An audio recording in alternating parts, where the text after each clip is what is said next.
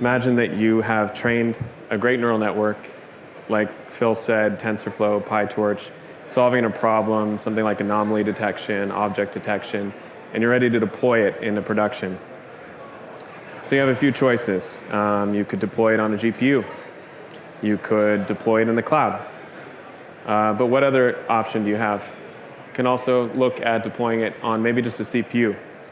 The great thing about OpenVINO is that you can do all of the above, right? So when we think about a CPU, it's more than just a CPU. So we'll talk a little bit more. Nico's going to talk about some of the techniques of how to optimize. But when you think about this Intel CPUs, we have integrated graphics, integrated GPU that you can use for running deep learning inference. And OpenVINO helps you unlock the potential of your CPU, your Intel Core processor.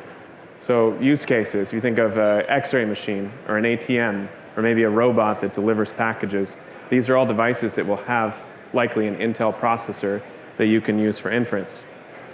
One of the common myths that we run into, I borrowed this slide from our developer evangelists. They hear this a lot, that running inference on a CPU is slow. And they're not wrong. So if you think about taking a model in PyTorch, trying to run inference, and then seeing the result, well, it's not always going to be optimized, so you need to do a little bit of work. And that's part of where OpenVINO comes in to make it easy.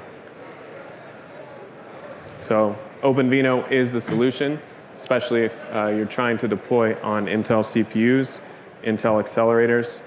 OpenVINO stands for Open Visual Inference and Neural Network Optimization, but we've recently expanded to natural language processing and audio use cases. So things like question answering, text-to-speech, speech-to-text, other use cases beyond vision that we've begun optimizing.